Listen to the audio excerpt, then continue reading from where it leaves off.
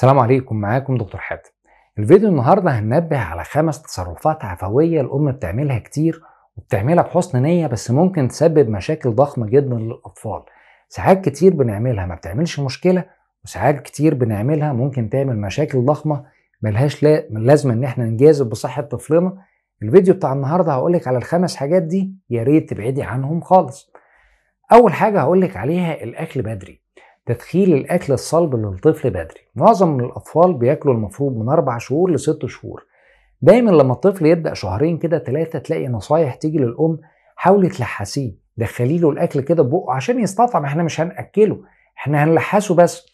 تقوم غالبا الأم اللي بتتكلم في الموضوع دوت غالبا بيكونوا الجدات.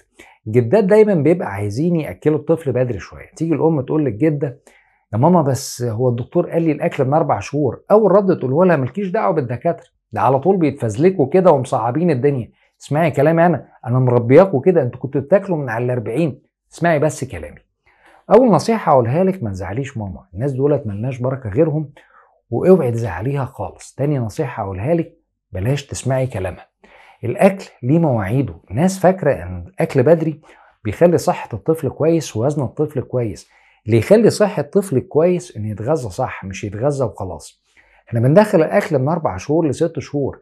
ناس كتير بتبقى فاكرة ان مجرد ان الاكل يخش للطفل وما يحصلوش مغص، ما يرجعش، ما يحصلوش اسهال، يبقى عدت على خير وما فيهاش مشكلة. لا، الاكل بدري ممكن يدخل الطفل في مشاكل اكبر من كده بكتير. الاكل بدري ممكن يعمل للطفل لا قدر الله سكر، ممكن يعمل له حساسية، ممكن يعمل له مشاكل كتير واضطراب في الجهاز الهضمي احنا في غنى عنها. في اطفال بينجيلهم انسداد معوي بسبب ان الاكل دخلهم بدري. مشاكل كتير ممكن تحصل للطفل احنا في غنى عنها خالص. الطفل ياكل في مواعيده من 4 شهور ل6 شهور. لما الدكتور بتاعك يقولك ان ابنك جاهز ابدأي دخلي الاكل. دي اول نصيحة هقولها لك، ان انت لازم تدخلي الاكل للطفل في ميعاده. تاني نصيحة: في امهات كتير بتنيم الطفل على بطنه وبتحط لعب حواليه. دي حاجة خطيرة جدا على فكرة. نومة الطفل على بطنه لفترات طويلة دي حاجة خطيرة جدا. فكرة ان في لعب تبقى موجودة حوالين الطفل ممكن تضايق التنفس بتاع الطفل. الطفل ما بيعرفش يستغيث على فكرة. دي ممكن من الحاجات اللي بتبقى خطيرة جدا وبتعمل اختناق للطفل. فيا ريت نبعد عن الموضوع دوت خالص، والطفل ينام في سرير يكون مفيش لعب حواليه، تكون الحاجات ديت بعيدة، وبلاش نومة البطن. الحاجة التالتة: ان الطفل نبدأ نهزه باستمرار. هز الطفل باستمرار دي من الحاجات المنتشرة قوي عند الامهات، بس في العادي عشان تساعده على النوم يعني، بس في العادي دي حاجة خطيرة جدا. هز الطفل ورجرجة الطفل ده بيخلي المخ بتاع الطفل يتهز باستمرار، وده ممكن يعمل مشكلة في الأوعية الدموية الرئيئة اللي بتغذي المخ بتاع الطفل، فممكن لا قدر الله تعمل نزيف في المخ، ودي حاجة خطيرة جدا. فياريت تبعدي عن الموضوع ده خالص، بلاش هز الطفل خالص. رابع نصيحة أقولك تبعدي عنها: إن تبدأي تعلمي الطفل دخول الحمام بدري، البوتي تريننج بدري.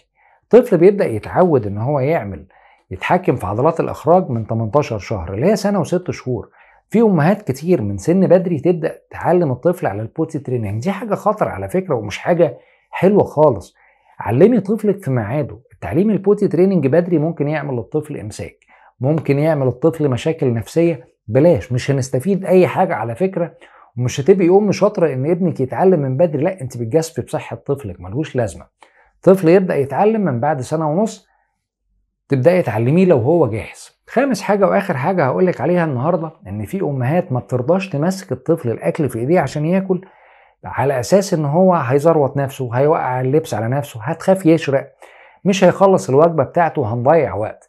مهم جدا ان انت تمسكي الطفل الاكل في ايديه. تعلمه حاجات كتير تحسن عنده حاسه اللمس، بتخلي الطفل يقدر يتحكم في الاكل كويس، ان هو يبدا يحطه في بقه، بتخلي الطفل يبقى عنده ثقه في نفسه، وبتخلي الطفل يخلص وجبات كويسه.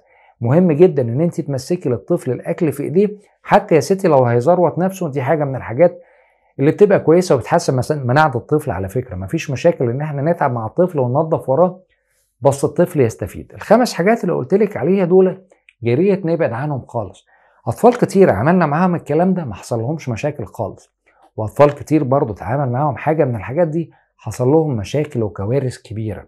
يا ريت ما نجازفش بصحه ولادنا على اساس ان احنا عملنا كده مع ناس وما حصل لهمش مشكله.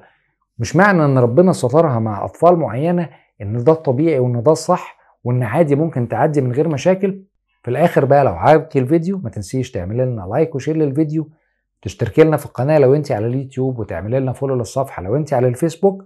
ولو احتجتي اي حاجة سيبيها في التعليقات وانا هرد عليكي قدر الامكان. شكرا ليكي.